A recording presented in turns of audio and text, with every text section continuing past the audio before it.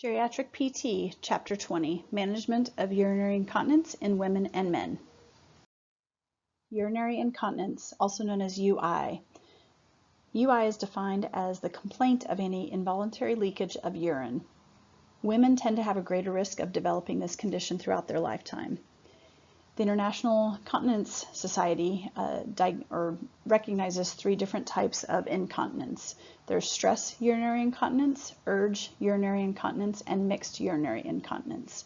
We'll only be talking about the urinary incontinence right now, not fecal incontinence. The costs associated with urinary incontinence, based on the 2013 numbers, show an annual economic cost was $12 billion. 75% of the costs focused on community-dwelling older adults. Now that pharmaceutical companies are sharing more of their message to the public, you'll start to see more and more commercials, and we have seen for quite a few years now, of commercials telling people that they don't need to live with urinary incontinence, which is definitely very true, and there's medications out there to help, which is true. You also see a lot more of the commercials for the poise and Depends, the different types of undergarments that people can wear that help with this. And there's also PT that can help. So there's lots of different ways that we can help our patients with urinary incontinence. Definitions of the three different types of urinary incontinence. Talking about stress UI, that's the involuntary leakage of urine that occurs on effort or exertion, or on sneezing or upon coughing. Urge urinary incontinence is the involuntary leakage of urine accompanied by or immediately preceding an urgency sensation, a sudden, strong desire to pass urine, which is difficult to deter. And then last is mixed UI, which is a combination of both. So it'd be involuntary loss of urine associated with urgency and also with exertion, effort, sneezing, and coughing.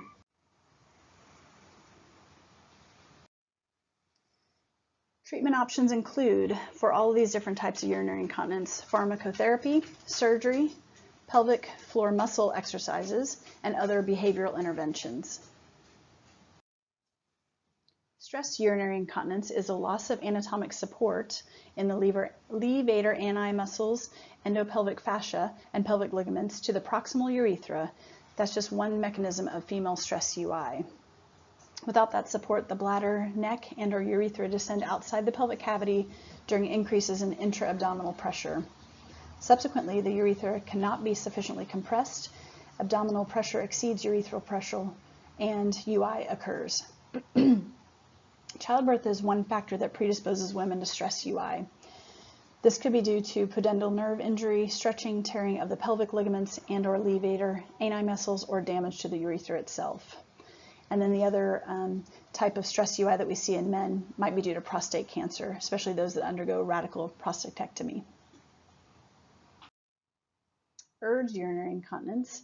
The exact cause of urge UI is mostly unknown, but it's estimated that 1/3 of persons with overactive bladders suffer from urge UI. That overactive bladder is defined as urgency with or without urge UI, usually with frequency and nocturia. Pelvic floor organ prolapse is something that's seen quite commonly in women, maybe women that have had hysterectomy or other abdominal surgeries. And then we can see the same with men as well if they have other abdominal surgeries that could cause pelvic floor organ prolapse, but this is going to be most normally seen in women. Detrusor muscle activity is usually overactive, can be due to idiopathic reasons, neurogenic or non-neurogenic pathology. With the examination and history of our patient, we want to make sure and review any medical conditions that would influence bladder function. Determine if there's any conditions and/or a lifestyle factor that precipitate urinary incontinence. You definitely want to make sure that you get any sort of surgical history, even if they deem it not appropriate or not important. To you, it might be the, the key that you need to help them understand what's going on. Check their mobility and ADLs, ensure that they can do all of those safely and well. Those are also, excuse me, impaired mobility and ADLs are risk factors for UI and definitely should be discussed with your patient. And then medications should be reviewed as well. We discussed that earlier. Medications can definitely alter the fluid balance and change the bladder and or sphincter function. We need to make sure that we're assessing those appropriately. Some of those medications that definitely should be on our radar are antihypertensives, neuroleptics, benzodiazepines, and that can reduce urethral pressure. And then obviously diuretics are known to increase the production of urine. So making sure that we're getting a thorough history is very important for our patients. Another discussion point is making sure that you know what their daily fluid intake is. So asking patients how much fluid they're drinking and specifically what type of fluid that they're taking and what time they're taking the fluid intake. I had a patient once that had pretty severe bilateral hip pain and back pain. And she had a pretty long walk to get into her office, and then the bathroom was quite a ways away from where her office was. Excuse me. So during the day, she tended to not drink any fluids at all so that she wouldn't have to use the restroom. That's not healthy for her or her bladder at all, but we had to have discussion about not withholding fluids for that purpose. So maybe finding a way that was a little bit easier for her to get around or something that helped with her pain tolerance a bit so that she could get to the bathroom easily without really flaring up her symptoms was important for her. And then making sure that you're having discussion about caffeine intake, alcohol, carbonated beverage, making sure that if that might contribute to the patient's UI too. And so many of our patients think that drinking 3 cups of coffee is akin to drinking 3 glasses of water. It's not the same thing. They are getting some fluids in, but caffeine is also a diuretic, and we need to make sure that we're educating the patient as such. There are some specific medical conditions that affect bladder function directly, and in your book, box 20-1 discusses some of these medical conditions, but we've got quite a few of them listed here below. So CHF, peripheral venous insufficiency, renal disease, UTIs, bladder tumors or bladder stones, or maybe even a bladder outlet obstruction, diabetes, neurological conditions, and then radiation therapy, especially radiation therapy in that region. Conditions that can precipitate urinary incontinence by increasing some intra-abdominal pressure and therefore causing UI will be a chronic cough. So patients might have COPD or chronic obstructive lung disease, smoking, asthma, allergies, emphysema, constipation, obesity, any sort of occupation that requires heavy lifting, and recreational activities like weightlifting or jogging. Making sure that we're asking these questions. So this class is focused more on the geriatric population, but looking back too at our younger population before they get to the geriatric stage. Some of our athletes that enjoy running and jogging, and especially women post-childbirth, are going to complain of issues of leaking or incontinence. And when they talk to their friends or other runners, they find out, oh, that's so-called normal. And I'm using my air quotes here for normal. Just because a lot of people have urinary incontinence with running does not mean that it's normal. So it's something that needs to be assessed and checked out. There's something wrong that's causing the incontinence issues, and that needs to be addressed, whether it's a ligament issue or a soft tissue injury or muscle imbalance. We need to make sure that we're assessing those fully to determine how we can best help the patient. But just letting them skate by with, oh, it's just normal because I run, or oh, it's normal because I'm getting older is not a good answer. So making sure that we get to the bottom of that, because it helps them with quality of life as well. Obstetric history is also important to make sure that we get. You want to know the number of pregnancies that a patient has had and deliveries. Mode of the delivery, so did they do it vaginally versus a C-section? That's important to know. Did they have an episiotomy when they gave birth, or have any sort of anal sphincter laceration during delivery? It's also important to know the birth weight of the baby to see how large a baby they were delivering, or if they had any urinary or fecal incontinence during or following their pregnancy. Gynecological history is also important to obtain. I want to know their menopausal status, including any hormone replacement therapy that they might be doing now or have done in the past. And then again, that surgical history is also really important. So hysterectomy, pelvic organ prolapse, and any anti-incontinence procedures. And there's also a thing called a pessary. I don't know if you all are familiar with that, but it's a device that actually gets inserted inside that helps with urinary incontinence type issues and kind of supports any sort of pelvic organ prolapse. And those are important things to know and just to understand. And that's becoming seemingly more mainstream, or at least it has been in my clinic the last couple of years that I've been hearing more and more about it. Physicians are using these pessary devices to support the pelvic floor and give them a bit more support so it decreases their risk of incontinence. But it is one of those things to note. Maybe a patient's having less incontinence because they're using a pessary device, but if we can use muscles in their body, specifically in their pelvic floor, to help decrease any UI and get them not having to use the pessary, then that's advantageous as well. So making sure that we're asking a full gynecological history when it comes to that. So there's some key bladder symptom questions to make sure you're asking. Find out when it started. When did they start having issues with it? Ask them if they're leaking urine on the way to the bathroom. Do they feel like they need to stop and kind of adjust or hold themselves in whenever they're heading to the bathroom because they all of a sudden feel a sudden urge to go? Do they leak or urge when they laugh, cough, sneeze, lift, or exercise? And find out specifics on that too. Does it happen all the time or just after they've had a lot to drink? And finding out too, is that after, a full day, or if you've been drinking alcohol, does that happen more? Coffee, does it happen more? Those kind of things. Do you feel that the bladder is still not empty after you void, so you still have that sensation of needing to go, but you just went to the bathroom? Do you experience pain or burning when you empty your bladder? Finding out how often they empty the bladder during the day and how often they wake up at night to empty the bladder. These are all important questions to make sure that we ask.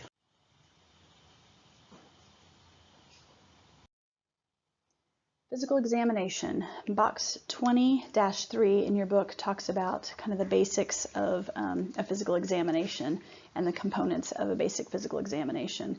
So looking at the general examination, observing lower extremity for any sort of edema that might be present, looking at their lower extremity strength and joint mobility, their sensation, their reflexes, their functional mobility.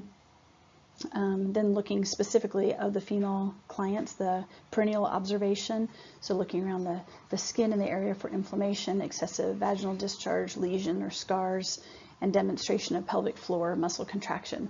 This needs to be done by somebody that's qualified, but there are things that as PTs that we can do. So the first things listed, kind of the general examination, can be done by any PT, but the specific examination of the female clients with the internal specific work needs to be done by somebody that is trained to do so. You can go to continuing education courses and learn more about that. Some PT programs now have coursework when it comes to understanding pelvic floor therapy, and that's the time that you want to use that kind of stuff. But externally, we can look at all kinds of different things when it comes to the muscles in the pelvic floor, the abdominals, the glutes. Are they getting a lot of clenching, or can they engage the glutes, or maybe they overutilize the glutes? Same thing with the abdominal muscles. I'll see people that tend to use a lot of adductor tightness. I'm not a pelvic floor trained therapist, but I can look at other signs and symptoms that they might have that are maybe using it as a compensatory strategy. So making sure that we know what we're looking at and what our either our scope of practice is or our comfort level in doing those things is. But there's certainly a lot of things that any one of us can do to help these patients with these UI issues without even having any sort of pelvic floor therapy. So just thinking about the muscles that connect in this area and the joints that are in this area to make sure that we're fully assessing our patients. So some interventions that we can think of for these patients. We can do pelvic floor muscle exercises. We can look at different variables, including duration, repetitions, duration of care, what works best for our patient, what gets the best contraction for them, how long they're able to hold it, their endurance, all those kinds of things.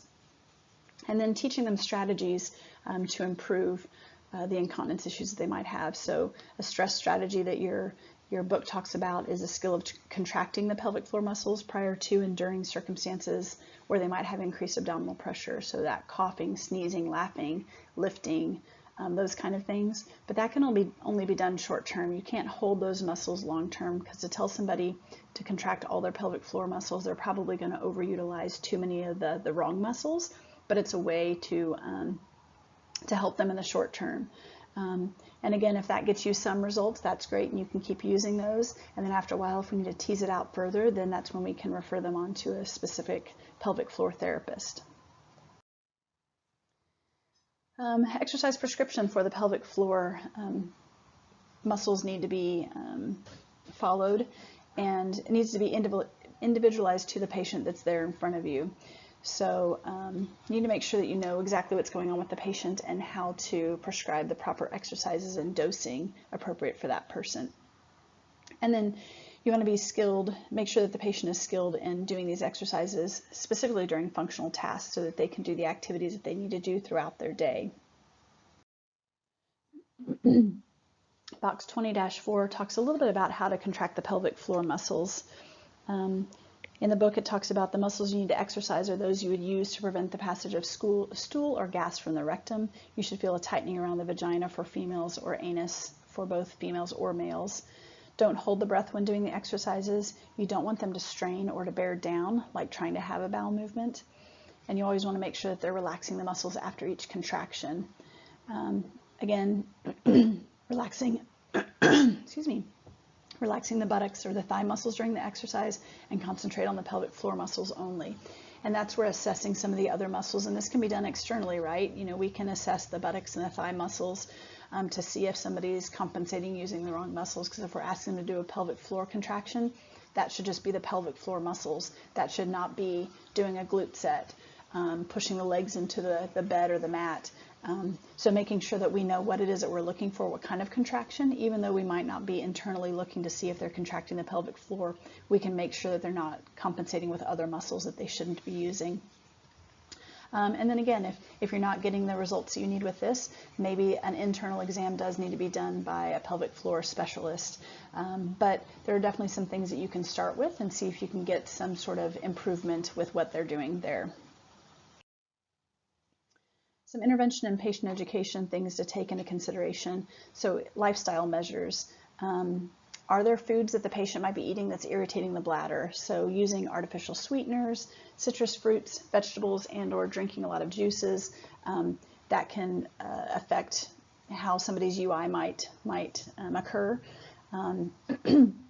Weight loss. So if a patient's very heavy, again, we might suggest losing weight to help with that. They have seen significant improvements noted in stress and urge UI if people lose weight, but again, that's going to take a while to do so. So teaching some of those strategies in the meantime while they're focusing on losing weight is important. Fluid management, and again, I would be cautious with this recommendation, just making sure that you're understanding what you're telling the patient to do and they're understanding what you're asking them to do. Like I mentioned, that one patient of mine, we didn't have a discussion at all about fluid intake, and then we started talking more specifically about walking to and from the bathroom at work, and that's when she mentioned the fact that she just doesn't drink during the day, so she doesn't have to use the bathroom while she's at work. So making sure that our patients aren't going to the other extreme. If we're telling them to mitigate some of their fluids a little bit so that they don't have to, maybe we tell them, you know, to stop drinking any fluids after 6 p.m. so hopefully they don't have to use the bathroom so much during the night. Are they thinking, well, maybe I could do that throughout the day and that helps me all the time without having to have so much of the urge incontinence issues, so or the urinary incontinence issues. So making sure that we're clear on what we're asking of the patient. Caffeine reduction might be another one that's easy to get a bit of buy-in, at least for a trial, to see if that helps with them. So making sure that we know all the different ways that we can help the patient. A lot of this does come down to education, and there's so many different things that we can learn with this and help our patients to live a more fruitful life without the worry or the concern of having some sort of urinary incontinence.